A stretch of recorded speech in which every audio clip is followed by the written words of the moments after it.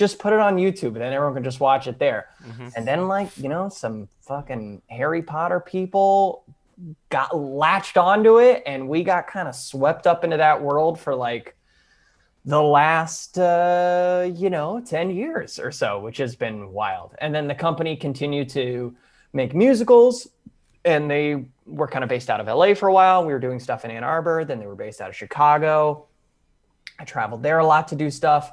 And then in like 2015, 2014, Corey Lubowich, the third Tin Can brother, moved from Chicago, and he had done a lot of work with StarKid on the production sense. And he had moved to LA and moved into the same building Brian and I lived. And we were like, oh, why don't we just like mix some stuff here? Just because like no one was ever in LA based doing things. And now StarKid is like back here and does their shows out here. But we just kind of started doing that as a way, you know, because StarKid is so strange where we only do like one thing a year, maybe two, maybe every other year, just because of like what it costs to wrangle everyone. Yeah. And it's like, you don't want to do a Kickstarter every single year. You don't? All right, we'll write that down. So you don't want to do that. You don't want to do that. Because you guys are doing a thing that, you know, I talk about the YouTube poison in our brains and how it's affected us in the way we work and the way we have expectations connected to work these days. You guys are making legit musicals that you're writing music, you're rehearsing, you're putting them on. The caliber is beyond. We were born into a world of 5 videos a day. We didn't care about what we'd made in the morning, let alone what we were working on for months at a time. Like you've been bred into higher quality content on YouTube, which is pretty cool. Yeah, well, thank you. It's odd. It feels like no one has kind of latched on. Like that idea is still novel whenever we bring it up, which is weird, having been doing it for 9 years or so. And it's also an awful business model. Like the joke we had for many years. That at the time. No. But the joke we had for many years is like, we're a t-shirt company that also does musicals, because it's like we just sold so much merch and like, and the albums and DVDs eventually for shows. But it's like, yeah, that was kind of Trisha Hirschberger. I was raising my hand, Steve. No, fuck you. Trisha, just really quick. Trisha had a StarKid shirt that she wore at the SourceFed office, like way back in like 2012 or something, or 2013 or something. Brian Holden, one of the founders of StarKid, who's like one of the heads of the company, when we started doing Wayward Guide and you were involved, Steve, Brian was like, "Oh my God, I love Steve from SourceFed." So it's like, you know, there is, I think there is like whether we know it or not, and it's probably because of how infrequently we do things and how like removed from the actual online YouTube world we have been. Right. That it's like there is a mutual, you know, respect and admiration. There is. I mean, between the things. But in the night, But yeah. Even when you guys reached out, I was like, oh shit, like I can't, like whatever this is, I'm in. Thank you. Yeah, of course. I mean, it's weird to not understand that you might have a reputation, because I have no concept of that. Let alone a good one. Exactly. Let alone they're like, oh, those are the guys that always whip it out. It's like, gotta stay away from those guys. We don't know. No, I mean, I instantly thought of Trisha because she always wore that StarKid shirt, and then we always asked her what the hell it was, and then when she tried to explain it to us, we were like, "Oh, the Potter musical, yeah." You went, "I don't care. I really don't care. I don't care. Please stop. I don't care." So, as part of your business model, just complete curiosity, are you able to now license? Are you guys licensing out the musicals? I think they've licensed like a few like they can only license the fully original ones. Like none of the parody ones are, you know, for years it was like they were getting requests of, how can we do this Harry Potter? Our high school wants to put this on. And it's like, you can't. You just can't. And we can't tell you can. Which during many years. But you can't. Honestly, wink, it's kind wink. of like that. It's like, we can't officially tell you, and then we're like holding up whiteboards that say, go for it. And you can't officially wire money to the account on this whiteboard. Yeah, it's like, there's no way we did it if you sent it to this account number. But yeah, they started to license shows lately, and also because like a lot of the old shows weren't original because they did a lot of parodies, but B, it's like the music for so many years just existed. Like it was just like guitar chords, it's like it was never like transposed onto anything official. So it's like when people would say, oh, we want to do this, it's like, cool, there's no sheet music for any of this stuff. There's nothing. There's no way for you to do it. Yeah. There's no way for you to actually do this well. So yeah, like, but just this past, like in 2019, we did, because it was the 10-year reunion, and we did a big concert at the Ace Hotel. And that was like the first time a bunch of the music was like finally transposed, because we did it with like a 13-piece orchestra, which was super fucking cool. That's so awesome. That was like the first time hearing a lot of this music that was previously just like a guitar and a drum and a bass, being like, oh my God, there's strings and there's horns. And it like, you were like, dude, I would have cried. Did you cry? Oh, big time. It was like, it was an emotionally just awful weekend in a good way. In a way that's just like weird and cathartic. But that's kind of the StarKid That's thing. the biz. That's the that's the thing. But yeah, it's strange to do things that you also like as performers and like live performers, it's weird to only do things for like 3 or 4 weeks, and then you go like, we'll never do it again, likely. Like we've done one StarKid show again for like a second run in New York at one point, but you never do it again. And then the show that's on YouTube like just is the thing that people are locked into forever. And you're like, it's just like one night of this thing that we were doing live that changed constantly, and it's odd. It's like a weird thing to come to terms with, like when it's live, actually. It should live in a live performance, but it lives in these weird videos. The recesses of YouTube. Do you revisit those? Do you watch them? We've done like a few rewatch live streams throughout, but man, it's like, I mean, the older stuff that we did in Ann Arbor is like rough too. Like the quality is bad. It's just straight up bad. One of the shows we did, Me and My Dick, which was the second show, I was horribly sick when we recorded it in college, and I sound so bad. And it's like when you go back and listen to the album, I'm like, and I'm like, I hate that this is the album for this show. I hate that this is like the version people watch, but it is a weird time capsule of life. Yeah. It's so interesting. So many people got started on accident back then. Oh, and it sounds like you guys kind of got started the same way Luke and I did with Barats and Beretta. We were like, we can't, like, our parents don't know how to use computers. They can't download our QuickTime. Screw it. Let's throw it up on YouTube so our parents can see it. And then turns out other people with parents saw it, and it helped out, and it started the journey, and it jump-started a little bit of notoriety. And then our notoriety train stopped at station Brian Holden when we moved to LA. We did an improv class with Brian Holden. Buckle up. Oh, fuck. And Brian Holden. Here we go. Me and my dick and Brian's. But Brian Holden's in one of our Barats and Beretta videos. Oh my God. You call that a shot, and he was one of the first friendly faces that we met when we moved down here. I love that guy. He's a great dude. I mean, that was probably because like he moved out here in 2008, and then it's like he was only here from I think like 2008 to 2011. So it was like in that time where they were like going back and forth and like doing some shows that we were doing in Ann Arbor, and then they moved him to Chicago. Unbelievable.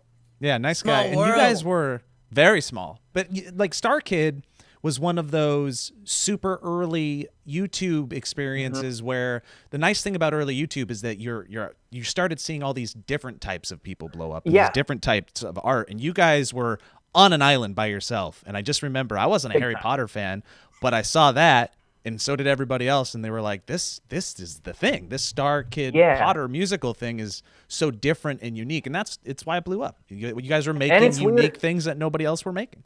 Wow, thank you. It is funny. It's like and also, I mean, I think at the time they were putting them up in parts too, but now they've started to put them up like in long 2.5-hour videos, which I go, that sounds just like, I don't know. Like, I can't imagine. It was so removed from something I would have like watched or enjoyed online or like been into, but it's fucking cool that everyone did.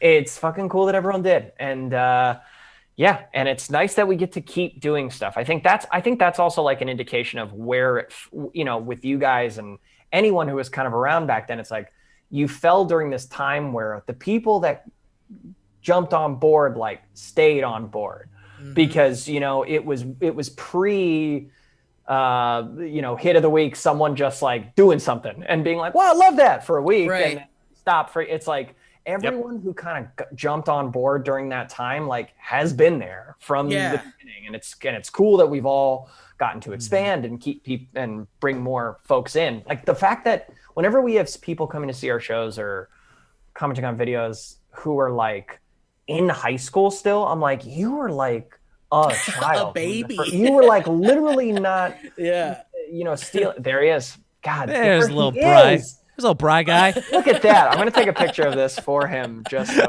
I'm gonna send this to him right now. Oh my God. Let me get my flute out. Look at him. Oh, he's gonna love that. It's just very it's nice, and I think again we would have had no idea. No one was planning to do it. Can we ask? Can we ask what musical you're working on now, or is that secret? Well, the last 2 years they've done. I hope you're just getting shit faced while you're talking about this. I don't know what that is, but I hope you. Oh yeah, it's a Kirkland the Crow. It's a Kirkland. Still doing YouTube. No one planned it. We've never left.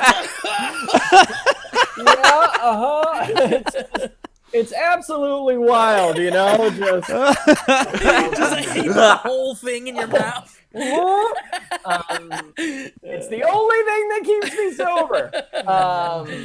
But they did for the last 2 years, they did these shows.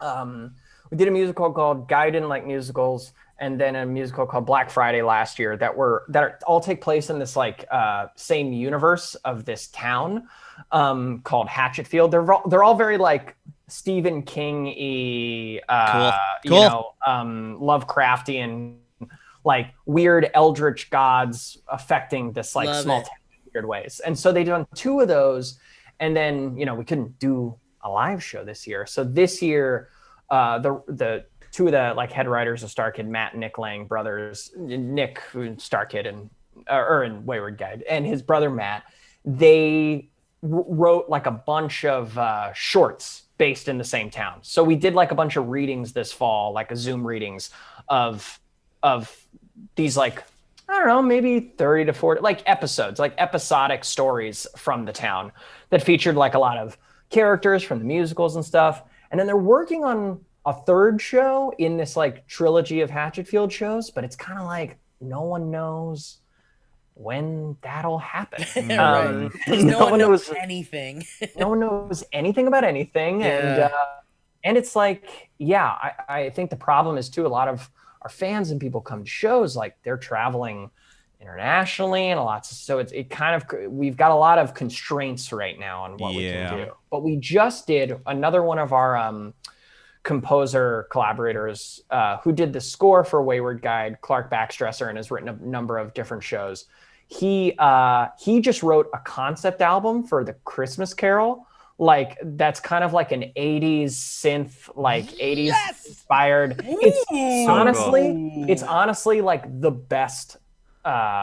It might be my favorite StarKid album. And so we just recorded that, and then we did like a visual album with like kind of fun, shitty green screen music videos. Wow. That we just did like performances of. We were gonna do it live, but the tech totally fell through because it was just, you were trying to live stream people in like Chicago, New York, LA.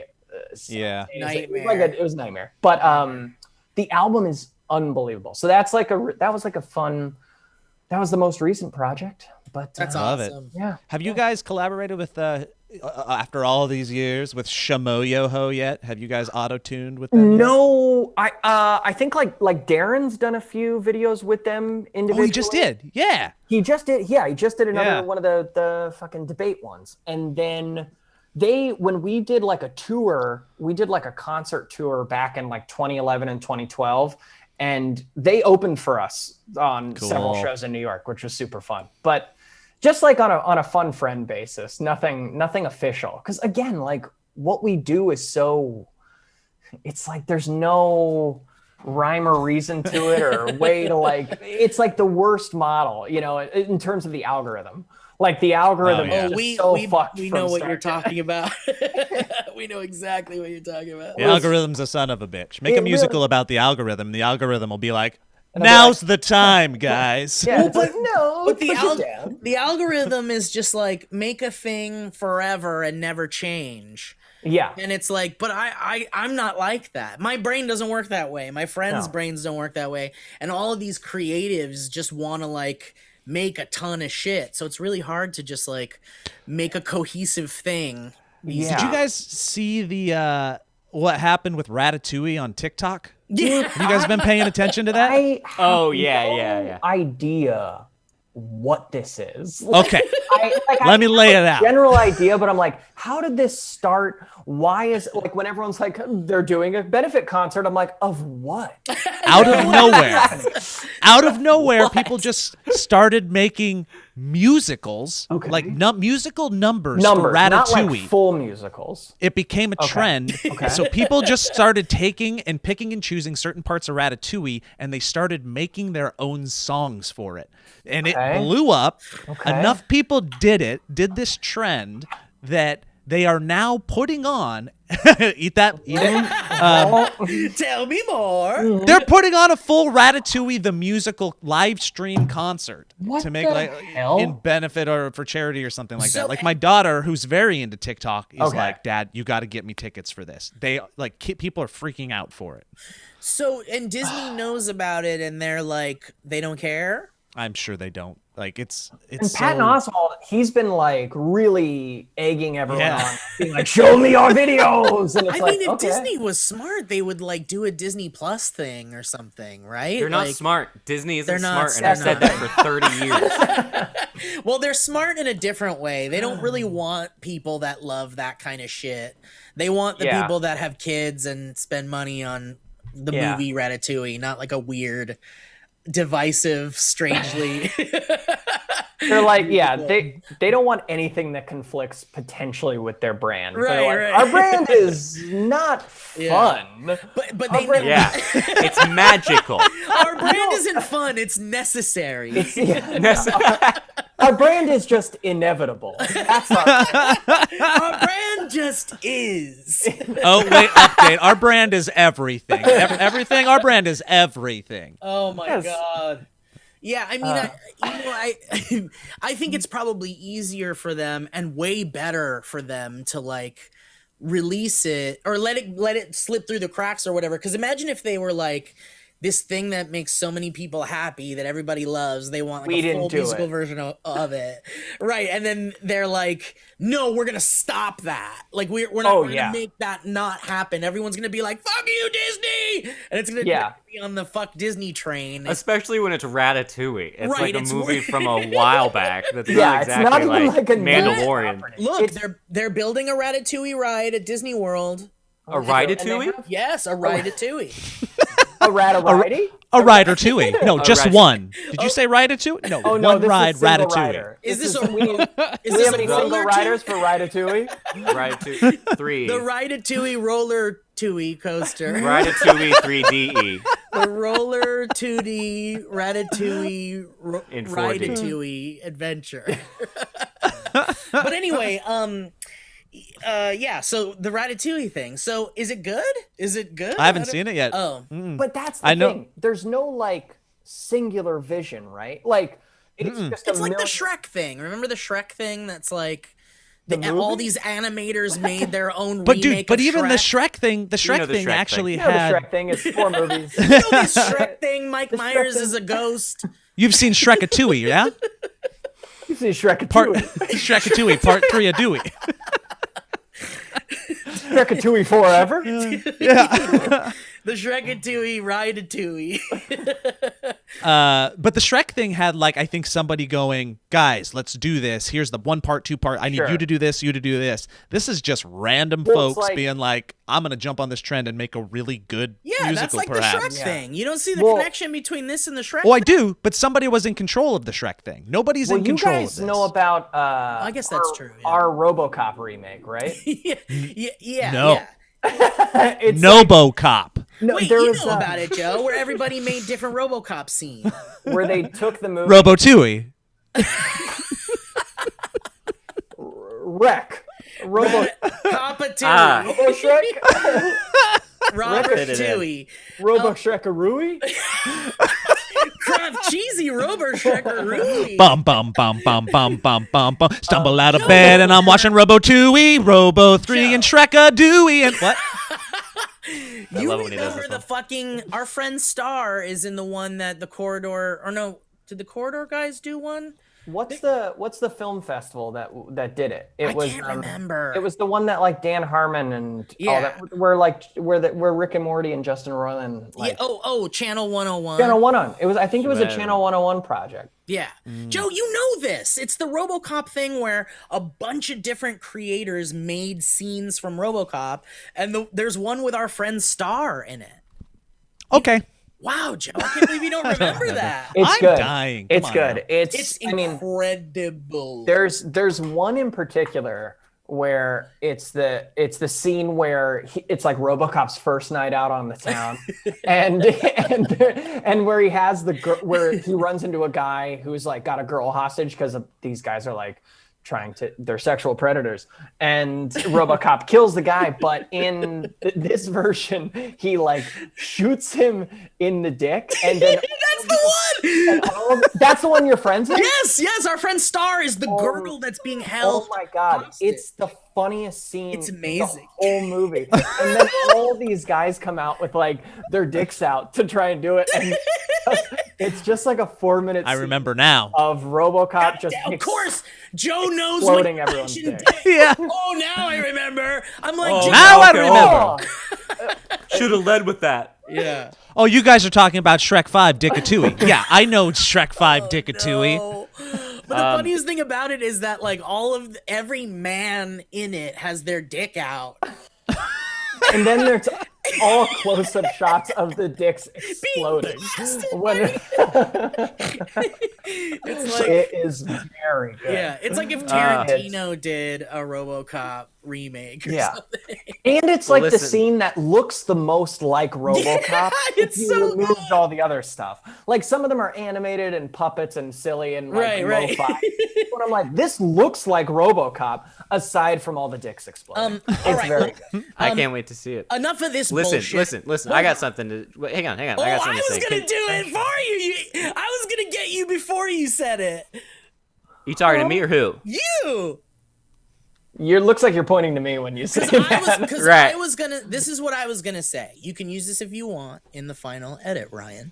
Okay. All right, enough of that bullshit. Let's check out these ads.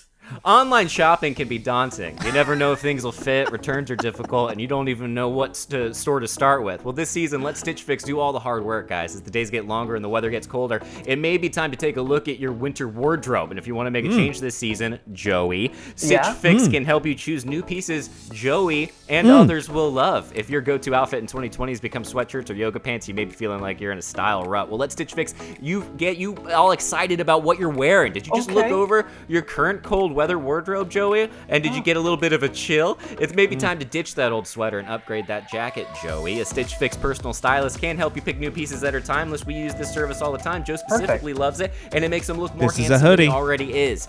Stitch Fix offers clothing hand-selected by expert stylists for unique size, style, and budget. Every piece is chosen for your fit and your life, and it's the easy solution to finding what makes you look and feel your best. Try on pieces at home before you buy, keep your favorites, and send back the rest. Stitch Fix has free shipping, easy easy returns and exchanges, and a prepaid return envelope is included to make everything super smooth. There's no subscription. It's real convenient. Required. Super convenient. It's so convenient. You can try Stitch Fix once and for all, or set up automatic deliveries if you like giving yourself little gifts. You'll pay just a $20 styling fee for each box, which gets credited toward pieces you keep, and there are no hidden fees ever. Stitch Fix has styles and clothing to fit any occasion for women, men, kids, little tiny Robocops. They ship all over the U.S. and they're available in the U.K. as well. So get started at stitchfix.com/valley, and you'll get 25% off when you keep everything in your fix. That's stitchfix.com/valley, Steve, for 25% off when you keep everything in your fix. Stitch Fix. Stumble out of bed and you get yourself some Stitch Fix. I better shut up. Do you say the line again? Well, okay, it's the Patreon. No, it's stitchfix.com/valley to get 25% off when you keep everything in your fix. But that's not all. Guess what, guys? It's the holiday season, and the curators of Bespoke Post have done it again this winter with an all-new lineup of essential Box of Awesome collections for guys, guaranteed to upgrade your life and make you feel cooler than you actually are. Whether it's showcase pieces to level up your indoor hosting skills or cozy threads for those blustery days, Bespoke Post only sends guys the best stuff every month. No matter what you're into, Box of Awesome has you covered. From style and grooming goods to barware, cooking tools, and outdoor gear, Box of Awesome has collections for every part of your life, every single freaking part. So to get started, take the quiz at boxofawesome.com, and your answers will help them pick the right Box of Awesome for you. So it's personalized and it makes you happy on the inside. They release new boxes every month across a ton of different categories. It's free to sign up, and you can skip a month or cancel anytime. It is a great gift for people if you're confused about what to get them, whether it's for the holidays or for a birthday or some other occasion. And each box costs only $45, but has over $70 worth of gear inside. That's crazy math. Get 20% off your first monthly box when you sign up at boxofawesome.com and enter the code Valleycast at checkout. That's boxofawesome.com, code Valleycast for 20% off your first box, and you're gonna love them. Thank you, everybody. Hit it, Joe. Don't now, Ben, I don't go to the kill young boy myself. A cup of ambient in the world and threat and try to cut a love. Holy shit. Elliot, you lot. should win an award for that. He's really good at it. You know, man, I read a lot of teleprompters. It's good. And that's all I got. You know, you guys do music and you're so good at it. I don't do that. I just say fast. things. Yeah. I sell things I can fast. read. Yeah. We're really I can good read at for reading. 1 minute spurts. Yeah. Give us any ad read. We've never read it before in our lives, and we'll read it like professionals every time. Yeah. Beautiful. It's not a skill Complete with that a- everybody wants. Yeah. It's a curse, some might say. Okay, so Some might say it's a curse. great job, Elliot, on those ads. So Great job, you, Steven. let's Thank you. let's move into the future and talk about this really awesome show called The Wayward Guide for the Untrained Eye. Joey, Thank you. let's talk about that show. Okay, let's do it. Talk about It's Gotta all talk out. about it. First and foremost, it's all out. You can watch it all. You can listen to it all now. It's totally bingeable. It's rewatchable if you liked it. Re-listenable. You can consume it in a number of different ways. It's a series that the Tin Can Brothers and I am the Tin Can. We confused him. 20% off your first box of Awesome. Look out, he's gonna blow! I can't. I would destroy these gingerbread houses. It would be terrible. But it's a series that we wrote and shot back in 2017, and it's about and it's about a twin podcasting duo, Artemis and Paul Shoehorn. Paul is right here. Steve plays Paul, and they kind of go to a town. Get a little spooky. It's a little fun and quirky. They meet some spooky townsfolk. Things happen. They uncover a mystery, and it's just fun and delightful. It's like something that we have been working on for so long, and it feels weird now that it's finally over. It's done, dude. It's done, man. You're done. Yeah, we're done. I mean, we've got like one more Kickstarter reward to send out, and then like we're gonna release some official public bloopers in like January, and then I think starting next week. Do you guys release this podcast on YouTube? Yes. You do.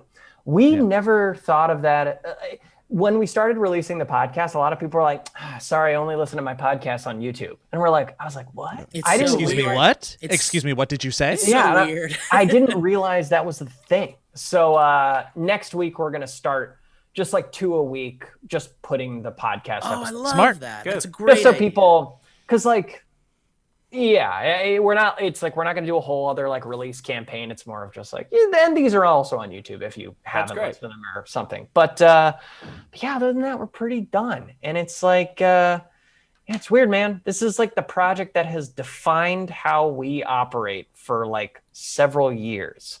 And so it's like to finally put move on from it and not like do another project with the idea of like, cool, now this should be something that's a little low budget so that we can like potentially take some money from that to put into this like post-production element or something. It's like to know that is not how we have to operate anymore is like pretty wild.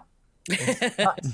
Yep. It's crazy. And it's just How does like, it feel? Do you feel good? Do you feel relaxed now, or do you feel good. like daunted by the lack of something to work on? Like a little anxious because like, I mean, we always got like a plan. We always have something we're like, oh, we can do this next. Like we're going to write some episodes of like an animated series we're working on and potentially do that as like readings or something soon. So that could be fun. And then, yeah, but it's like also I just love like the people in the project and the characters and like the world so much just because we've sat with it for so long. That part of me is like, now I want to do more of this show, like really badly. But it's hard because A, you don't have money, and B, it's just no one can do anything like that right now at the moment. But it's like I want to keep going with it, and because you just learn a lot from what you did the first time, and you're like, oh, this is how we could be better and make it a better experience for us and everyone involved and all that stuff. So generally, I feel like there's going to be such a cool explosion of content that people have been forcing themselves to work on during quarantine next year that I'm really excited to see what it looks like for everybody. Because everyone, if you can get something done creatively during a time where you don't even see like a light at the end of the tunnel for how it can actually come to fruition, then that's going to be something that like it's going to have a lot of work behind it. I feel like it'll pay off in the end. Yeah, but it's also fun. It's hard to like, I mean, the beauty of what it's awesome that over the last 9 months, we've had this project to like dig into and like finish and wrap up and like bring to a strong close. And it's like, we're super proud of it.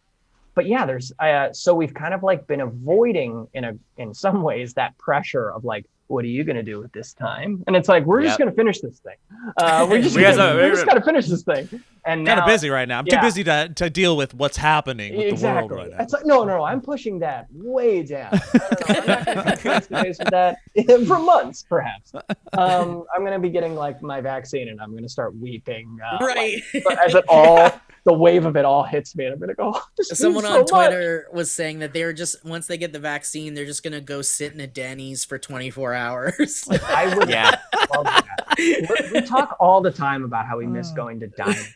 We're like, I miss going to a diner. It's diners. Sitting in a diners in Las Vegas. Dark bar, just like by yourself, kind of sad because you're there by yourself and you look to the side and there's another guy by himself. You look to the other side. There's a guy with actually has a friend. You're like, that must be nice.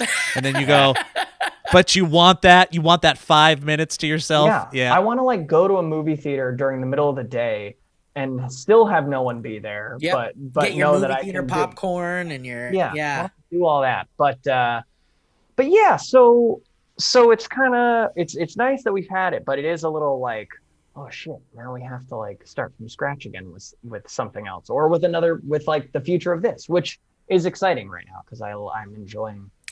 I like it. It seems like the audience has like have been incredibly like the outpouring of love for the show has been like, has that been overwhelming for you guys? And it's been great. I mean, it's always hard because it's like when you've, it's like that managing of reality and expectation thing, right. Like where, there's always a part of you that goes, I want to release this and have it be the biggest thing in the world. Right. It's like, were you crazy? But it's like for us and our audience, like it's been super positive and overwhelming, which is really great. And I think like the way most things go, it's like it builds a little bit over time. And I think a lot of people, it's like I'm surprised at how many people are like, oh, I've been waiting to like watch the whole thing when it's out. Right. I've been waiting to, so it's like I forget how people consume things differently. And with our,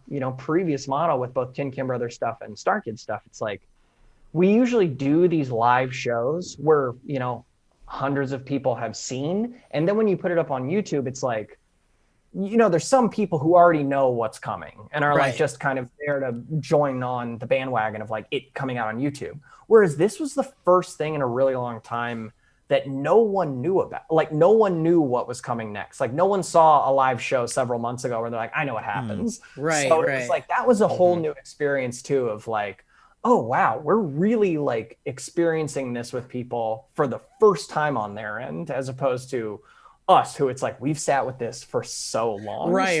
And you know it inside and out very well. So the way people kind of would like theorize and think, I'm like, what? It's so obvious to me that it's this, but I'm like, I've also watched this 10,000 times.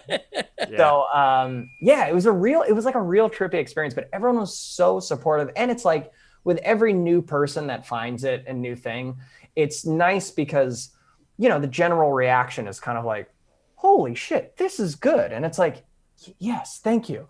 That's what we've been trying to tell you. Yeah. Nice. It's like, it's great. It's like, yeah, it's fun. It's just it's a weird feeling. It's like being detached from now something that you're like, oh, this is like Lauren every day is like, you talk about this show every day for it's your job every day, and it's like going to be weird when you don't talk about it. In fact, I'll try to start talking about it, and it's like, you don't need to talk about this anymore. It's okay. It's okay, you can stop. Well, you got to talk about it because it's in your life right now. It's such an important part of your life right now.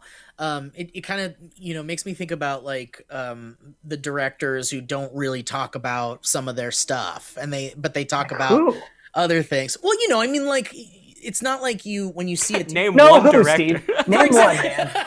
Okay, for example, you gotta fucking back that up, motherfucker. Like, for example, like when someone interviews Tarantino, like he doesn't just like talk about Reservoir Dogs. Yeah, like he's always talking about other movies. He's talking about his current movie, right? Or they're interviewing him about his current movie. So right now is a snapshot of the current thing you're working on. And that's why you're like living and breathing in it, because it's now, 10 years from now, hopefully it's this huge cult thing that grew and grew, and you get to make more seasons selfishly because I'd like to work with you again. Same, brother. Obviously. But and with all the fun ideas you guys had about potential sequels and season ideas, I'm just so excited. But I think it's so cool that it's such a fun show, and it just feels like something that just should be on Netflix or Hulu or something. Totally. It's got the vibe where you're like, this clicks in a very specific way. Mm-hmm. And it's like, I know there's, the same with anything you watch where you're like, this is like working in a very, it works, but it works. It's got that energy. It's how I feel about it, where I'm like, it does work. It might not work for everyone or like for what some people want it to be, but you go, but it does work this way. And like when we were going around trying to pitch for like distribution over the last year, it's like there were a few producer people who were like, it's like, maybe it could be scarier. And you're like, it could be, but also it's like, that's not the point. That's not the takeaway here. Like the takeaway here is not that. So it's like, it's been an interesting exercise in like really crafting what your voice is out of something that we're constantly using comps for, where you're like, it's this meets this. Right. It's easy to pitch to people, but you're like, but it also just is its own weird thing. So I love that you saying it could be scarier, but it's not. It's just like the nicest way of being like, no. Well, It's not going to get scary. It's not going to get scary. Also, this is we what don't it have money is. to do it. Yeah. We're not going to make this scarier, man. My favorite stuff is like the stuff where the creators get to kind of just make whatever they wanted to make. Yeah. And then there isn't focus groups and screenings and studio intervention and producer intervention. And it's just like, it just comes down to the three of you guys. And I think that it really shows that it is this like unique thing that like works cohesively as a really fun adventure. But then it's like uniquely something different. Like this is what I crave when I want to see things like this. Like when Netflix pops out with some new miniseries or something, like I don't want to see like the same paint numbers shit. And I certainly don't want the same sense of humor thrown at me all the time because I'm kind of sick of it. And I think this show is like, it's your guys' thing fully. And you guys are a unique thing, and it just really shows that it's like so fun and different and funny in unconventional ways that make me really proud to be a part of it. Thank you. Steve is so good at plugging things he's in. Yeah. So incredible. Steve, is there anything like you don't like that you want to talk about? Nothing. To try to be nice about? Steve, will you talk about my leg just for 10 seconds? I just want to see how it feels. I mean, Joe's got a really strong leg that, like, anytime I ever see it, it kind of just looks like what a man's leg should look like. And what's crazy about the leg is you realize, like, what it's supporting. Like a whole person. A whole person. It's not just a leg. Every day. And it's his leg. Like, it's so his leg. You can't deny it. You see, that's Joe's leg. Yeah, and some people would be like, but there's another one. There's like another leg right next to it. And you're like, but it's got that little scar on it that makes it. I know. You saw that. You saw the scar? I saw that. That's the so other good. day I was having like a really long bath, and before I knew it, it was nighttime, and all I could think about was how I was in the tub all day. At least one. Is that I can't walk and I can't get out of this tub. Why have I been in the tub all day? Why have I been in this tub? Well, listen, we don't want to take up too much more of your time, and we certainly don't want to go on and on and on. Our time is very valuable. I don't know about yours, but I will say that we really appreciate you being here, Joey. You're a good boy. I appreciate you having me. You are great. I would also love to play the movie game. Congratulations, you guys! Oh, thanks, thanks, man. Thank you, guys. Do you want to play the movie game right here? I have a deck, and it's available for pre-order in the description below. Oh my god! Can you talk really quickly for 2 minutes about it? I got one off the top of my head. Off? Oh yeah, Joe, do one of your new ones. This is off the top of my head that I gave to Steve in the bonus video that just went up, but it's one of my new favorites. Ooh, if this is the one we were workshopping a little, then Joey's gonna love this one. Okay, do you guys know what it is? I know. Steve does, but Elliot I don't. Elliot does not. All right, here we go. Just let me rabble a little bit. A young girl befriends a mystical rotund creature that loves a good cat bus that was also murdered viciously by a street gang before coming back as a cyber-bodied, no-nonsense man of the law. Oh, Toto Robocop. Yeah! That is a really good one. Yes, my favorite. My neighbor Toto Robocop. Oh, my neighbor Toto Robocop. It's fun. Wait, Joey, hang on. I got one for you. I like the visual, the way it kind of like, as you're describing it, it's like watching the movie and being like, okay, I know what movie it is. And then the moment it shifts into the other movie, you're like, it's. You feel the ripple in your brain. You can feel where the sides of your brain connect. It's very musical. It feels and very it's so satisfying when you get it right too. Yeah, it's like jazz, you know. It feels good. Yeah. In terms of games, there's very few games that winning a round feels as good as movie games. It's true. Joey, a federal agent is hot on the heels of a surfer robber gang that only wants to host a breakdancing benefit to save the community center. Oh my god, I don't know the second one. I don't know if I know the second one that well. Not many people do. I went hard. I thought maybe you would know. I thought maybe it'd be a movie. Oh wait. I myself am not. Oh wait. There it is. It's almost there, right? You're searching around. Where is it even hidden? You don't know. It's like point Breaking. There you go. Come on. Point? Trust your gut. No. Breaking Bad? Let's help him with break in. Break 2. Break. Break to be. Break Great. in. Breaking the 2. Nope. Breaking scissor. Breaking. Breaking up. Fire. Ratatouille. Frankenstein. Breaking. What's the second one? It is. Point Breaking 2 Electric Boogaloo. Wait, is This that? one may not make the final draft. Wait, Breaking. Because Breakin', there's a movie series called the Breakin' movies. There's a movie called Breakin', and then Breakin' 2 Electric Boogaloo, and it's about like breakdancing kids that are saving a rec center. Oh yeah, Yeah, dude, Ice-T's in it. I was thinking of like I couldn't get my mind away from Step Up. Yeah, it's very similar. And I was like, no, Step Up doesn't have break in it, but That's a tough one. In the episode, though, I'm pretty sure quite a few people got it. I was actually you're surprised. kind of dumb, Joey. Joey. Well, thank you very much for joining us, and Yep. Bye. you'd be smarter at this. Maybe, really. Maybe we get Brian Holden next time. yeah, he'd really fucking know that. Joey, where can people find the Wayward Guide for the Untrained Eye and all your other cool stuff? Well, for all Tin Can Brother stuff, you can go to youtube.com/Tin Can Bros. You can follow us at Tin Can Bros on anything, Twitter, Instagram. And I'm at Parler. Joe Richter on Twitter, and then at Joni Ricker on Instagram. No regrets. What? No regrets. What? Oh, and then you can follow Lawrence Lopez 8 on Instagram. Lauren, we gotta follow Lauren too. She's follow great. her. She's funnier than me. I mean, you guys are a nice very plus. funny, but don't make me choose. Please do. Don't make me choose while you're here. But thank You guys are the best. This is great. dude. We've always Thank you, had Joey. Wonderful people. Anytime you appear for even like a split second on something we're up to, or when I post something where me and you are in a photo or something, everybody always says you guys have to get Joey in some Valleyfolk thing. So I'm so happy we finally got it. Employ him. Oh. That's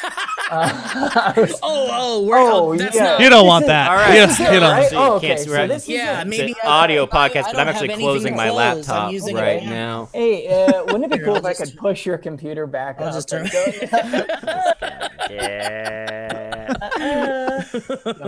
All right. Thank you, Joey. And thank you love all you for guys. listening to the Valleycast. For those of you that want to be a patron, you can get this thing early and a bunch of other cool things and special treats like our fireside chats where we speak intimately with you and a whole bunch of other cool nifty things at patreon.com/Valleyfolk. And also, of course, as we mentioned, the movie game is a game that is, we've reached our Kickstarter goal beyond. But if you want to check out the link and check out the game and get a copy for yourself or your loved ones for the holidays next year, go check out the link.